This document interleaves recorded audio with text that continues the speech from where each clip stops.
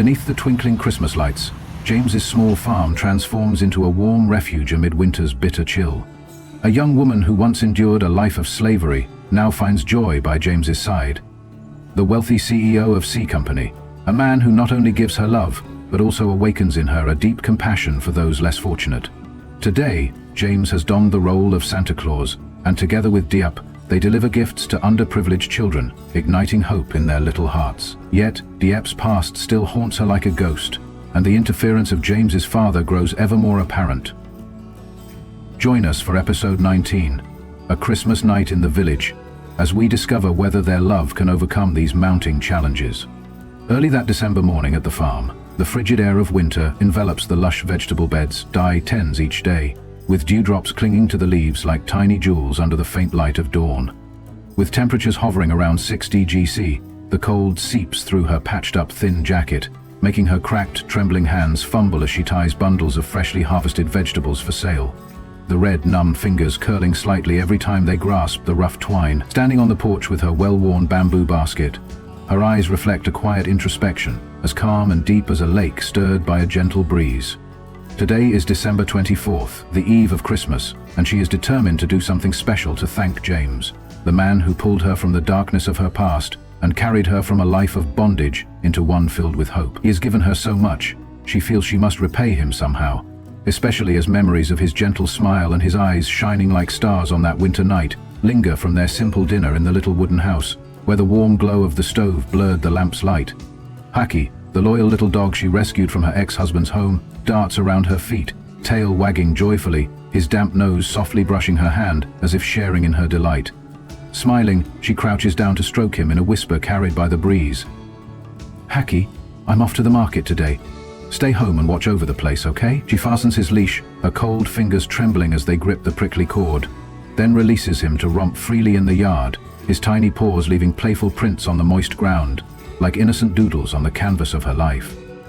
Watching Haki prance among the vegetable rows, she feels a measure of relief, as if part of the weight of her past is being lifted, though a vague sense of insecurity still lingers in her heart. She sets off along the bumpy dirt road toward the town market, her old bicycle creaking under the effort of her slender, determined legs. The cold wind whips through her hair and slips under her thin jacket, sending shivers down her spine, yet she presses on. "I'm going to buy some candy for the kids," she tells herself, pedaling faster with a resolve burning like a small flame amid the winter's frost, even as exhaustion tugs at her every step and her breath forms a mist in the freezing air. The town market buzzes with Christmas cheer, stalls strung with sparkling tinsel under the weak morning sun, laughter mingling with the jingle of bells from a wandering vendor's cart rolling along the muddy road, and the aroma of freshly baked treats wafting through the crisp air. Diep parks her bicycle at her usual corner, where the damp ground still bears the footprints of previous vendors, and approaches a candy stall. Her eyes glide over bundles of colorful treats, reds, yellows and blues, neatly arranged on an old tarp. With a gentle, slightly hesitant tone, she asks, "Excuse me, how much for this bag of cookies?" pointing at a small package wrapped in shiny paper. The middle-aged vendor, her kindly smile etched with the marks of time, replies, "It's 20,000 dong a bag, dear." Diep nods and says, "I'll take 5 bags, please." She counts out the crumpled notes from yesterday's vegetable sale, notes damp with sweat and hope, and hands over the money, accepting the candy with a small, triumphant pride. The kids in the village are going to love these, she thinks, clutching the bags as if they were tiny rays of sunlight breaking through the winter fog. Continuing past the stalls, her footsteps slow as she wanders among the booths. Her gaze falls on a display of Christmas decorations, small plastic trees arranged on wooden tables, strings of lights sparkling like fallen stars from a midnight sky. "They're beautiful," she murmurs to herself, briefly trailing a hand over the worn fabric of her own tattered jacket. A rough reminder of the hardships she once endured, but then she shakes her head, stifling a wistful longing as she realizes the few coins in her pocket won't allow her to buy such luxuries. Lost in thought, a familiar voice suddenly cuts through her reverie. "Diep, what are you doing here?" She turns, surprised, to see Lynn, James's secretary, standing in a crisp light blue business dress that stands out against the rustic backdrop of the market, a small purse slung over her shoulder as if she'd just stepped out of the city. "Hello, Lynn. I'm just buying some candy for gifts," Diep replies softly, her hands folding together as she speaks. Lynn offers a warm smile. "I'm here picking up some decorations too. Who are you getting these gifts for?" Diep hesitates for a moment before answering in a gentle tone. For the underprivileged kids in the village. I want to do something special for them this Christmas. Lynn nods with understanding, her eyes lighting up with empathy. That's a wonderful idea. Let me help you out. Though Diep protests softly, no, I can manage. Lynn is insistent, her eyes bright with enthusiasm. Come on, let me lend a hand. I'll even pick up some extra candy for the kids. Calling out to the vendor over the market's lively din, Lynn orders, give me 10 packs of lollipops and 5 more bags of cookies. The vendor quickly wraps up the order and hands them over, while Diep watches with her heart warming at this unexpected kindness. Thank you so much, she says. As they continue to shop together, Lynn shares in a gentle tone, when I was little, I never even had a Christmas present. I only watched other kids play. Seeing these children smile fills my heart. Diep nods, and for a moment, memories of cold, starving nights with Pau flash through her mind. Nights devoid of light or gifts, filled only with his angry shouts and cruel beatings that left bruises on her fragile body, marks that never faded.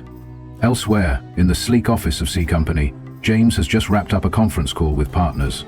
Sunlight streams through the large window, illuminating a polished wooden desk cluttered with papers and business charts. Hello, Lynn, he calls out in his deep, soothing voice, tapping his fingers on the desk as if musing over something pleasant. I'm busy with personal matters today. Please reschedule all my meetings for tomorrow. Lynn's voice comes back, a bit raised over the market's clamor. Yes, sir. Don't worry. I'm at the market picking up some decorations. James nods, setting his phone aside, his thoughts drifting to Diep, her gentle smile amid the farm's simplicity vividly filling his mind. I wonder what she's up to. I'm gonna do something special for her tonight, he murmurs to himself. Rising from his chair, the leather creaking under him, he dons his vest and strides briskly down the corridor, his polished shoes clicking on the cold tiled floor like a child excited for a Christmas game. Before driving back to the farm, he stops by a small city shop filled with Christmas decor, where he selects a vivid red Santa Claus outfit complete with a fluffy white hat and fake beard. After paying, he clutches the bag of his purchase, his heart fluttering with anticipation over how Diep might react.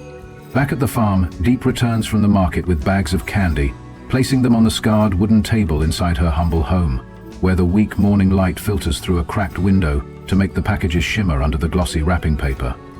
She sets about wrapping each bag into a small gift, using colored paper she had picked up the day before. A few faded but vibrant scraps that still evoke the spirit of Christmas. Her hands tremble from the biting cold as she folds and tapes each package, yet her eyes sparkle with joy, imagining the surprise on the children's faces.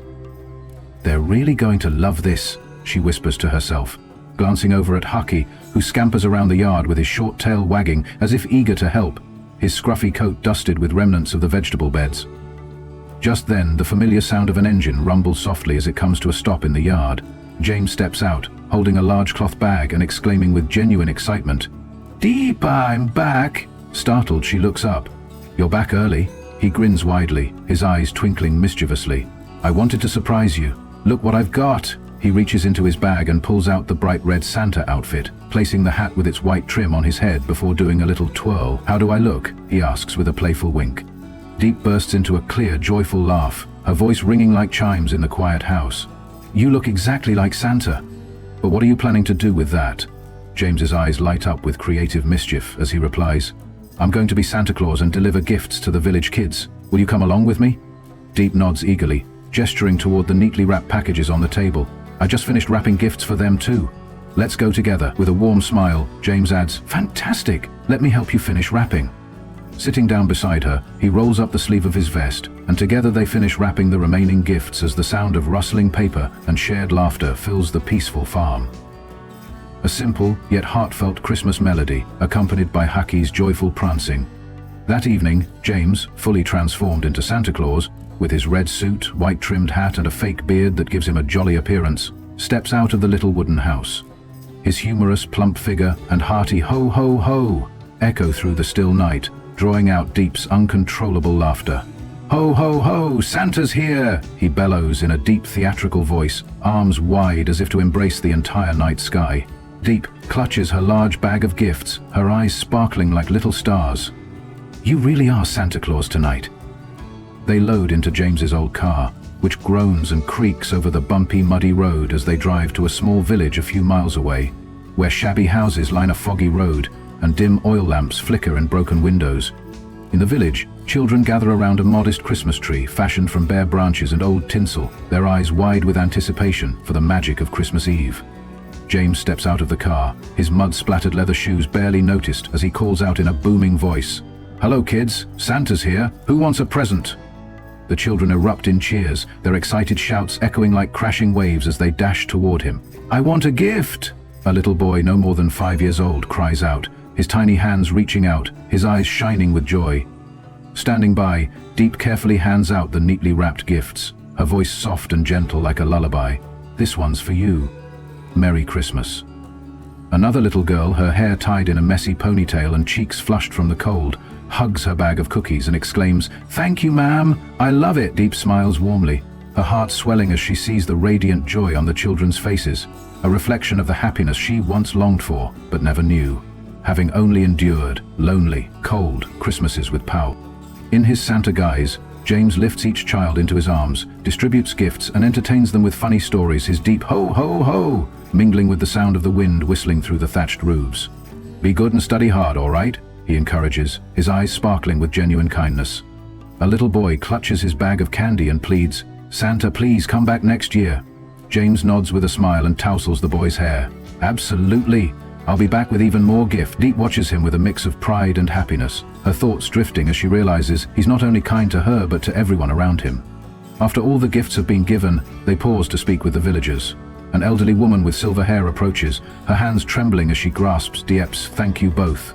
The children have never experienced a Christmas this joyful, a Christmas that feels truly real. Diep bows her head humbly. "We just wanted to give them a little bit of happiness, that's all." James smiles gently.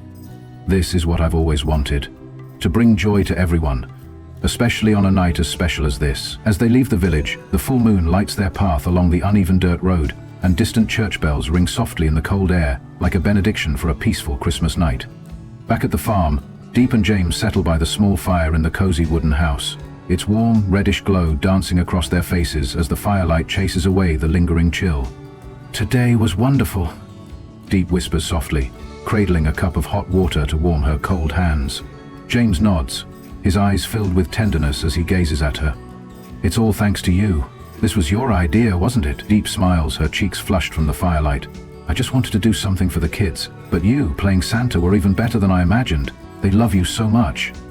Taking her hand in his, James replies, "We make a great team. Without you, I wouldn't be able to do this." Lowering her gaze, with a tremor in her voice, Diep confesses, "You know, I never had a Christmas like this before. When I was a child, I only knew hunger and cold with Pau. He wouldn't let me eat, and he beat me every day. Those winters were filled only with the sound of the wind and his angry roars." James tightens his grip on her hand, his eyes reflecting a deep, sorrowful understanding. "I know your past has been excruciating, a scar that may never fully heal. But now you have me. Don't be afraid. I'll always be by your side." Lifting her eyes, Diep's tears shimmer like precious gems in the firelight as she whispers, "Thank you. You are everything to me, the only light in my life." Gently wiping away her tears with his thumb, James promises, "And you mean everything to me, dear." Though memories of Pau's cruel beatings and endless hunger resurface, James's loving gaze burns like a steadfast flame amid the winter darkness, dispelling the shadows and renewing her hope for a brighter future. A future where she is no longer defined by her past, but embraced as a part of the present happiness. In the days that follow, James begins teaching Diep how to read, opening the door to a new life for her, even as his father quietly sets challenges to test their love. Though Diep's past remains a heavy burden, James is determined to help her overcome it together. Stay tuned for episode 20, A Day at the Farm, where the next turning point in their journey will be revealed. Diệp nhận ra mình yêu Seo Yang, nhưng liệu họ có còn cơ hội yêu nhau không? Dưới bầu trời xám xịt của một buổi sáng mùa đông, vùng nông thôn Việt Nam chìm trong cái lạnh buốt thấu xương. Những cơn gió heo mây thổi qua cánh đồng mang theo hơi thở của đất trời, và tất cả những nỗi niềm chưa thể nói thành lời của Tu Diep. Sau ngày cô từ chối tình cảm của Jam, người đàn ông đã kéo cô ra khỏi bóng tối quá khứ. Trái tim cô rơi vào những khoảng trống không tên, như khi ánh sáng ban mai đều nhẹ rọi xuống. một sự thật dần hé lộ trong cô. Cô yêu anh dù nỗi tự ti vẫn như một sợi dây vô hình trói chặt cô lại. Liệu tình yêu ấy có đủ sức vượt qua những rào cản của số phận, hay chỉ là một giấc mơ ngắn ngủi tan biến giữa thực tại khắc nghiệt? Hành trình trong tập